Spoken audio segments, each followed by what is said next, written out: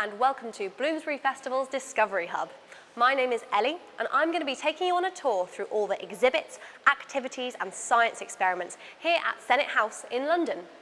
We're going to learn about how particles of pollution can travel and affect all the different parts of the body, and how microgardens can be used to improve the quality of the air we live in, and much, much more. All of the different things we'll see today have something to do with the word breathe, so keep an eye on that for me. Come on, let's go check it out. Hello, I'm surrounded by terrariums. I'm here with Ofram from Great Ormond Street in UCL. Ofram, what is all of this about? Well, we're a group of researchers from the Institute of Child Health and Great Ormond Street. Yeah. And we use large data sets that are public data sets to study the link between health and well-being and the environment. Nice. And one study that we did was looking at the access to green spaces and people's health. So we didn't know how to bring this to the audience because you have a right to know that we're using your data. Right, so it's like data about me and everyone at home that you're using. Yes, nice. we use it in a really secure way, but we also want to tell everyone about it. So we teamed up with Ben so that he can show us how to bring green spaces inside of urban areas, inside of our apartments, and benefit from these health benefits. Wonderful, and so this is why we've got terrariums here. So Ben, how could we at home build a terrarium? Well, it's very simple. All you need is a clear glass container, a lid of some kind, but we've used cling film because we don't have anything else. Nice. Some suitable terrarium substrate, so it needs to be gritty. Just using potting soil or something from outside isn't going to work. And then suitable terrarium plants, you can get these from any garden centre or plant shop. And then these rocks at the bottom, that's called a drainage layer. So that's just some form of gravel in the bottom to allow any excess water to flow through. Right, so there are little holes so that the water can kind of seep through. Yeah. Lovely, nice. And so when you're making these terrariums, how long do they take? Not very long at all, but I've made so many, so I've kind of got the process down. Right. It probably takes about 15 minutes to make something like this, but if it's your first time, probably a bit longer. Okay, amazing. So we can all do this at home, although it might take a bit longer than Ben, who's the expert. Fab, that's all from us at Terrariums. Hello, I'm here at Sing Say Spray with Rupi. Rupi, what have you got going on here? So today we are teaching the public about the aerosols that are produced when you talk. Nice, what are aerosols? So aerosols are tiny little sprays of saliva that come out your mouth when you're talking. Or when you're breathing, yawning, coughing, screaming, anything. Oh, exciting. And you've got some demonstrations of that? Yes, we do. So we have two different types. Okay. Here we're doing some blow painting. Cool. So what you can do is take some paint and do a couple of droplets on the piece of paper. I'll also help you out there. Nice. So we'll do some yellow there. Thank you. And if you just take the straw and you blow through the straw onto the paint and make it spread around, see if the colours mix. So what we're doing here is we're showing the power of breath and we're moving the paint around. Nice. So how hard I blow affects how the paint moves, right? Precisely. Nice. And we're seeing if we can get people to make anything look like a microbe. So here we have measles, we've got the flu here, we have TB, we also have COVID in the corner. And these are all microbes that spread through aerosols or they're in your lungs and stuff like that. So when we blow, when we cough and we speak, these microbes come out, kind of expel from our mouths? Yes. Nice. Okay, cool. And then secondly, to measure this and to quantify it, we're also getting people to talk into a cone. Oh, lovely. And then we are going to measure the two different sizes of particles that come out when you talk or when you yawn. So if you choose something you want to do, you can cough, So if I say, hello, we're at the Discovery Hub. Yep, I can measure what comes out of your mouth. So Lovely. I'll tell you to go and then go for it. Lovely. I'll Okay, cough. ready? Wait. Do it for a bit longer. That's cool. Nice. So there you can see we had 99 tiny ones come out and we had 5 big ones come out. Wow. Yeah. Oh my goodness. Yes. So if I cough, the size and the number of particles are going to be bigger and more than if I just speak. Precisely. Right. Yes. Cool. And so we that's better why- cover our mouths. Yeah. Awesome. Thank you so much, Ruby. You're welcome. Right, let's see what else is next. I'm outside with Matt from UCell, which is part of the UCL Chemical Engineering Department. And Matt has got a hydrogen cell to show us. So, Matt, What is a hydrogen cell? Well, this is our hydrogen cell. This bit specifically at the front is the hydrogen fuel cell. And what it's doing is it's taking hydrogen gas from over there through a tube to the Right. front here. And there's some fans at the front which are sucking in air from outside, and they're combining them together to make electricity and water. That's the only other byproduct. We're using that electricity to power our popcorn machine, which is popping. That's it. Amazing. So you're taking hydrogen as the fuel, creating electricity, and the only product is water. This is the greenest Right. popcorn you can find. Amazing. And why is it important to use hydrogen fuel rather than other types of fuel? Well, other fuels tend to release pollutants such as CO2 and other things which are bad for the climate. Whereas Right. hydrogen, the only thing you get is water. So when you're driving a hydrogen car down the road, it's just water that comes out the exhaust, and that's it. Nice. So it's better for the environment. Better for the environment. Lovely. And where do you get the hydrogen from? Well, that's the key question. So most hydrogen that you get these days is you either mine for it like a fossil fuel, or you can make it from a process called steam reforming, which takes methane, which is also a fossil fuel. Eventually that's going to run out. The best way to get hydrogen is to make it yourself, and you can do that with water. So in here, we've got cool. a tiny fuel cell, much like that one, just a smaller version, and we've got a battery pack plugged up to it. Now you'd hope that this was some sort of wind turbine or solar panel, and there's water inside here, and we're using the electricity from that to split water into hydrogen and oxygen, which are being stored in these two tanks. So then, Amazing. if we take the battery pack out, you'll see the tubes are connecting the tanks to the fuel cell, and if we plug the car in, Oh my then goodness, it goes. off it goes. That is amazing. Oh, thank you so much, Matt, for showing us renewable energy and hydrogen cells.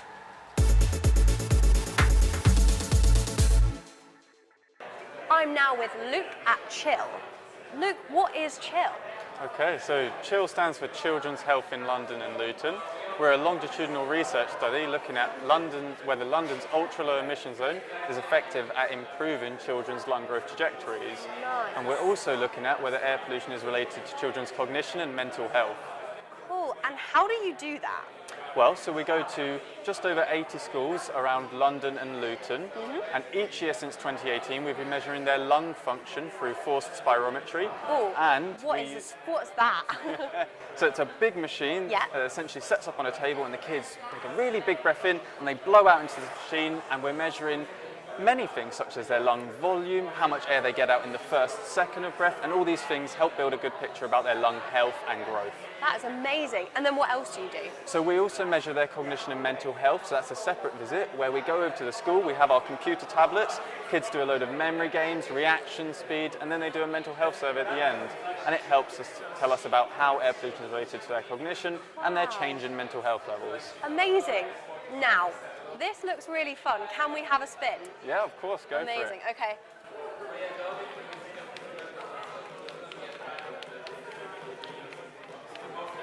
We'll let it land.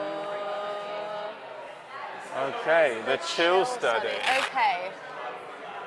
Why is the CHILL study looking at the effects of air pollution in children rather than adults? It's a really interesting question. So the reason we're looking at children is because when children are young, their lungs are especially sensitive to the effects of air pollution, and any damage early in life can impact them later on, and it sticks with them throughout their whole life. So it's a really important period to be looking at children's lung growth. Wow. So when we're young, we should really care about air pollution because it's really going to affect us. Wow. Can we have another spin? Yeah, go for it. Amazing. Okay.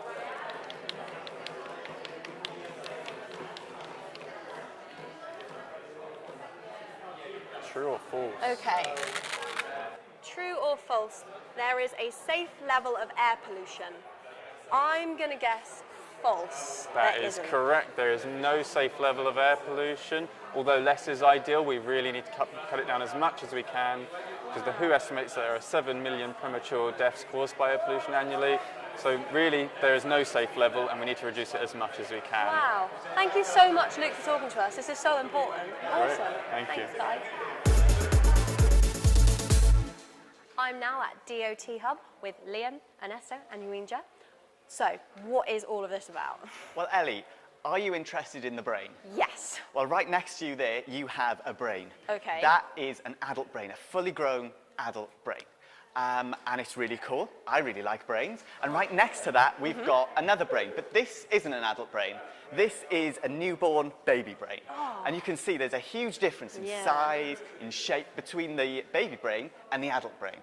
And what we're really interested in doing is seeing how the brain changes, how it works between being a baby and being an adult. And right next to these brains, we've got another 3 brains. They're from babies who were born a few weeks too early. So it's really interesting to see how the brain changes from babies who've been born too early to adults. And that's the work that we do, and that's what we're really interested in. And we love looking at the brain. Awesome. And how does it work? How do you look at the brain? So what we do is we use light to image the brain. So I'm just going to do a quick little demonstration. Amazing. So I have 4 colours here. I have a green light, a blue light, a red light, and a white light. Awesome. So what colour can we use to image the brain? Well, can we use blue light? If I try and shine blue light through my finger, what we can see is that none of it gets through my finger. What if we use green light? Same thing again, nothing gets through my finger. Here's where it gets interesting. What about red light? Well, as you can see, my finger is lighting up red as I put the red light through it. I've also got a white light here. So white light contains all the colours of the rainbow. So what will happen if I put the white light to my finger? Well, let's give it a go. You can see that my finger becomes red. So what my finger's doing is absorbing all the colours of light except that red. So red light is really good for seeing into human tissue and seeing into the brain.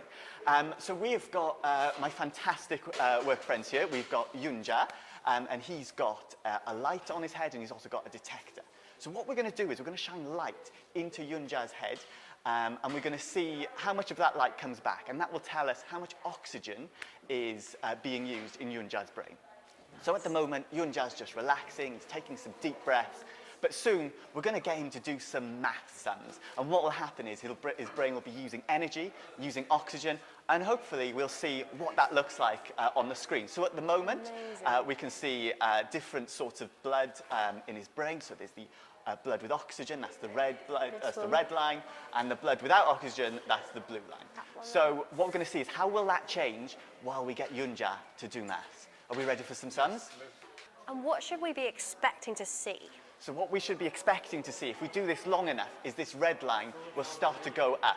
Now it's doing that because the brain is using energy, and so Yunja's heart is pumping more blood towards the brain to deal with all the energy and the oxygen that the brain is using. So at the moment, we're not seeing that, but soon, if we keep doing enough sums, we'll see that red line go up and that blue line go down. Amazing. So the more difficult the task, the more oxygen your brain needs to kind of do it.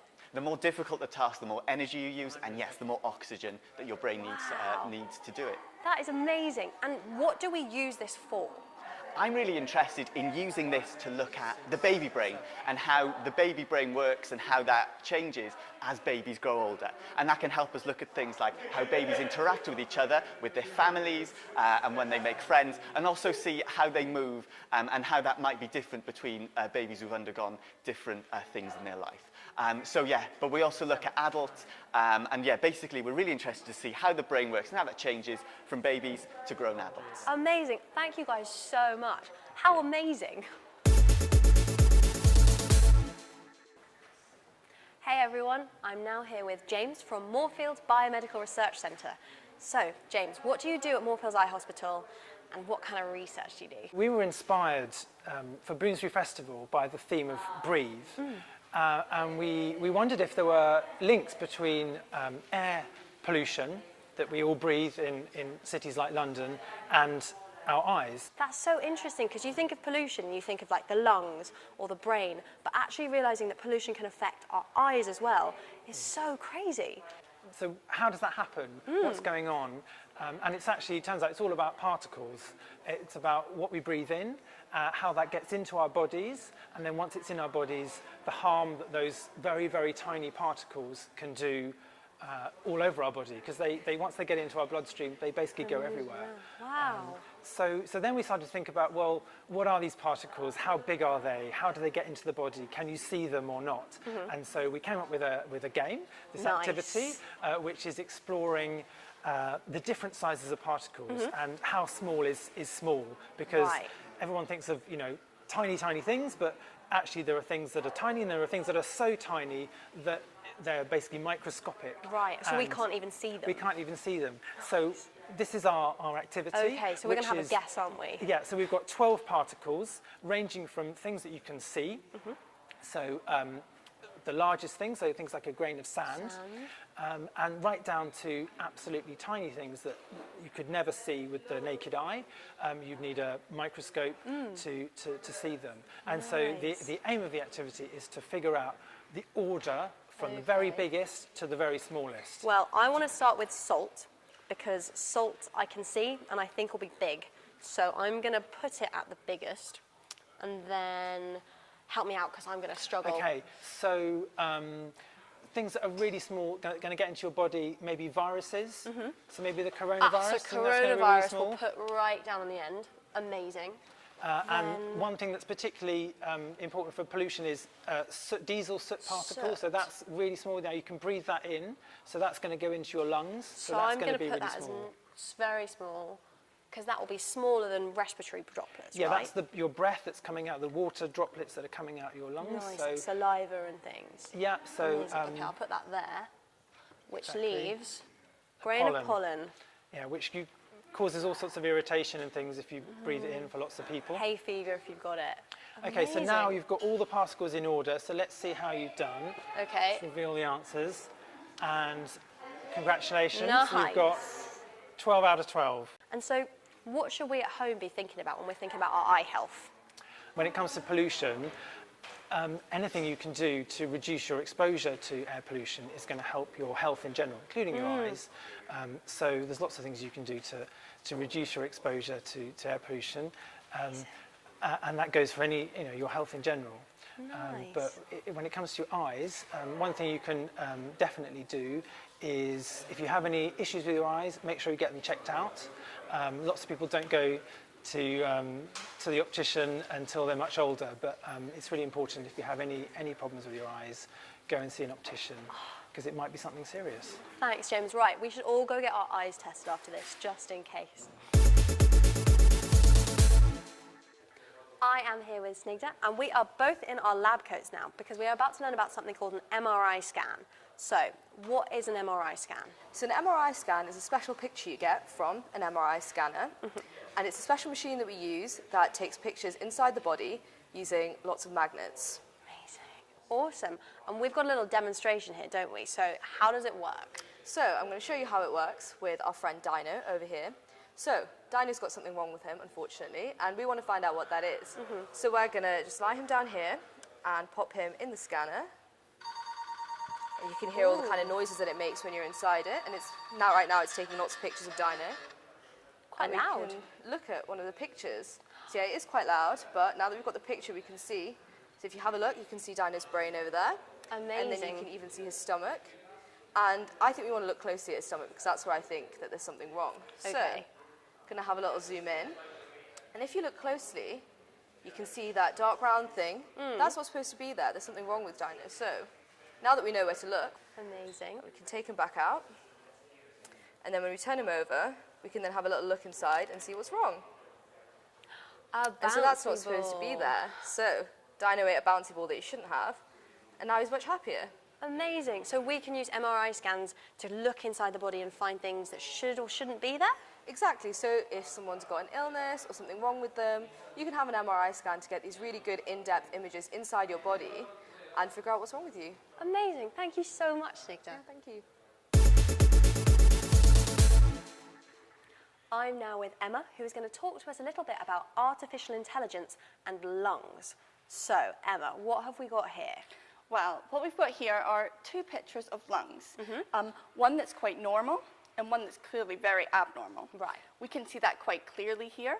But sometimes it's a lot more subtle than this. We don't see these big, clear black spaces in the healthy lung. Instead, we see little bits of these white spiderwebby stuff. Right. So we can't always tell. We can't always tell. Humans are okay at seeing the difference between healthy and not healthy, but computers are actually really good at this. So what we've got here is a little AI, artificial intelligence. It's a little robot that's just going to see if we can beat it at seeing what's healthy and what's not. Cool, I think we can. So here we go. All you've got is this little patch. You have to tell me abnormal or normal. I think abnormal. Okay. We can see the white spidery bits. Absolutely. One more. This one's harder. That is harder because it could be a normal lung. I'm going to guess normal. Okay. Let's see how we've done. Okay. So not bad. 60.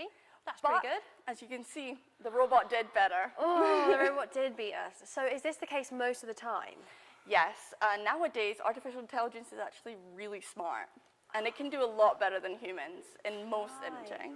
Amazing. So it's really useful to use robots and artificial intelligence to kind of work out things that we can't always see and help diagnose people. Absolutely. Amazing. Oh, thank you so much, Emma. I'm now with Stefan, Esther and Yian from UCL Chemical Engineering Department, who are going to tell us a little bit more about their project. Yes, so this is the Chromodos project, an NIHR-funded project that aims to develop a new type of kit that enables doctors to assess the concentration of chemotherapy drugs in the blood. Right, so this is about how much of the drug we should give to people, right? Yes, exactly. So children all process drugs in a very different way. So often what happens is that children either receive too little drug, so that means that the therapy is not effective, or they receive too much, so this means that there's side effects, and often these side effects only develop in later life. So many children develop heart problems, for example, when they are adults. Right, so it's really important to get the dosage right. Exactly, and often this is complicated because at the moment you can only do this in centralized labs, so you have to send off the sample.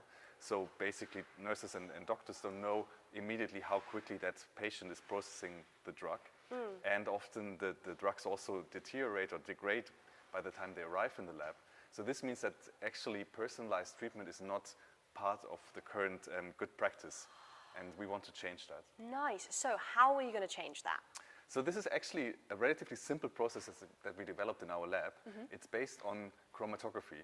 So it means that we are basically separating the drug from other compounds in the blood with a very simple mean of traveling across a thin plate. And that means then afterwards that once you have separated your compound, you can also very easily quantify it. And actually we just take a photo of it and then compare it to known concentrations to enable us very precise determination. Nice. So this is because different chemicals travel at different speeds, right? Yes, exactly. Amazing. That's how it works. And can you show us what we should be looking at? Yeah, so we don't want to do that manually anymore in the future. At the moment, we can do that very precisely in our lab manually, but we will develop automated processing, and this is just a robot example how this will work in the future. So one of these kind of robots will actually be on the ward in a, in a fully kind of sealed fashion, and then the nurse will use one of those cartridges and insert the blood sample, and then the robot will basically process the liquid, spot it on the plate, and then develop the plate as such that at the end of the day you will see little spots that can be used for analysis. Wow, so we'll end up with little spots, exactly. a bit like this, right? So if you were to look in here, you would see how the drug actually shines in the dark, and you can see this here on this iPad. So we have these little dots here, and we have known amounts of our analyte, and then we have the unknown sample. And by comparing our unknown samples to these known amounts of analyte, we can see how much of the sample is in the blood. Right, so you match up the little dots. Exactly. And that helps us work out what the right treatment is for kids. So we have actually developed an educational platform called QTLC.app, which can be used by anyone in the world for their own unknown compounds. And this app has been used now in over 40 countries across 6 continents, so it's actually quite heavily used. Amazing. And we have a little demonstration also for you of how actually color is traveling at different speeds across that paper. So this is just an illustration. So you see there's just some circles of standard color. And if you stick this now in the water, basically the water will travel across the filter paper and will separate now the different colors because they all travel at different speeds. And at the end of the day, this creates some nice artwork. So we make a little butterfly with this, so the children can basically build a butterfly. But the same principle also holds true. Wow. You know, yeah, you can see that the dark blue has traveled furthest. And then at the end, you can make these little butterflies. Amazing. So using this thing, which looks so beautiful, we can also really help kids with cancer. That's the plan, exactly. Amazing. Thank you guys so much. I'm now here with Barney, and we're going to talk a little bit about the work of the Intelligent Mobility Group at UCL. So, what do you guys do? I will talk you through it, but I just want to give an introduction. Yes. One of the activities that humans do is driving a car. And when it comes to diesel cars or petrol cars, they contribute to producing greenhouse gas emissions, and of course then contributing towards warming our planet and climate change. And pollution, nice. So what we do is what we look into is encouraging eco-driving. So we would like to encourage people to reduce the amount of stop-and-go behavior that they have when they're driving, or avoid large acceleration or deceleration when they are going from A to B. Right, because if you stop and start, you just use more energy, right? You produce more emissions. Okay.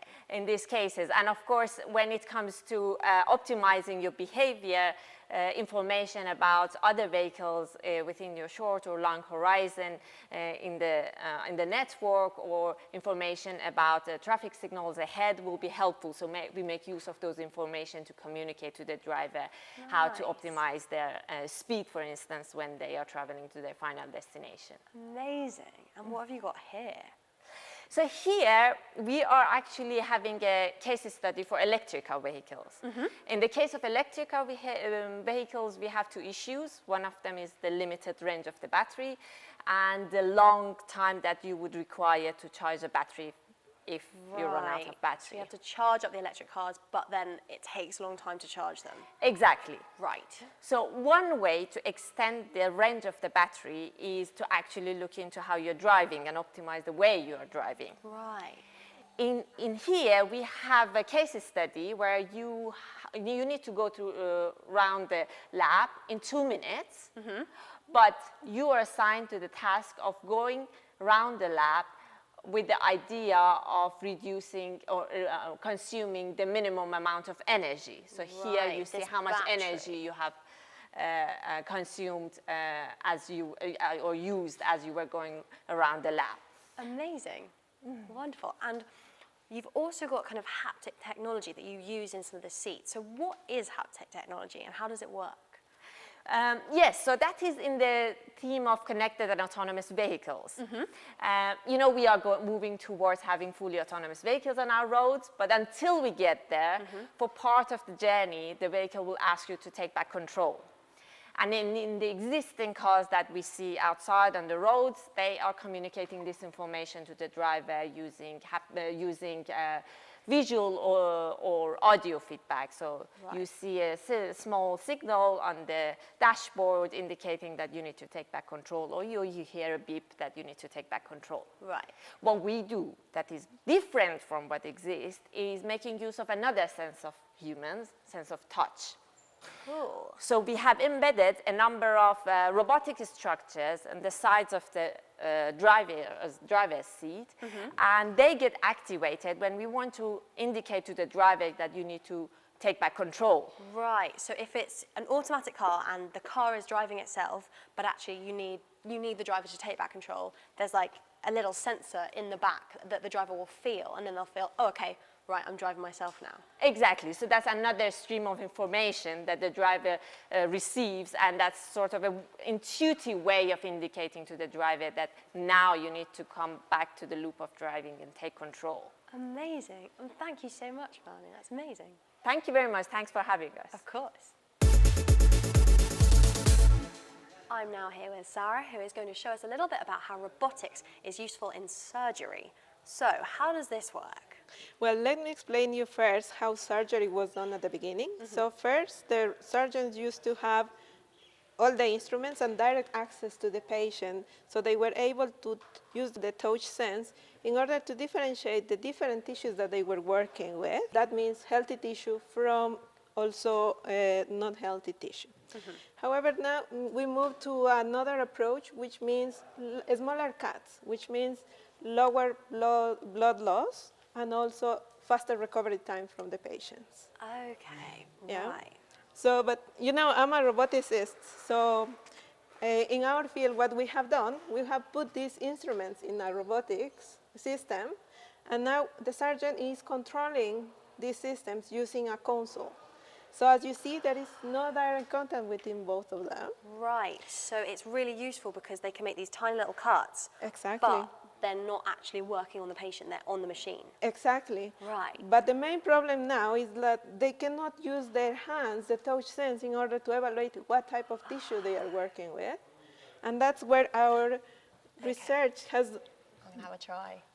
has built this squishy soft membrane that internally has several balloons, and when we inflate them, the surgeon can have that information regarding what type of tissue is handling. It is healthy tissue or it is unhealthy tissue. So this is very useful in cases, for instance, when they are removing tumors. So they don't remove healthy tissue. Right, so because they've got this touch sense, even though they're not actually touching the patient, they can feel the tissue and work out what they need to remove and what they don't. Exactly. Amazing. That's brilliant. Thank you so much for chatting to us. Thank you very much for having us. Thanks for coming with me to the Discovery Hub. I hope you enjoyed it. I know my favourite part was learning about how robotics can be used to help surgery. How are we going to take away what we've learnt today? You could make a terrarium. I know I'm going to. Thank you for watching. This has been the Discovery Hub, part of Bloomsbury Festival. See you soon.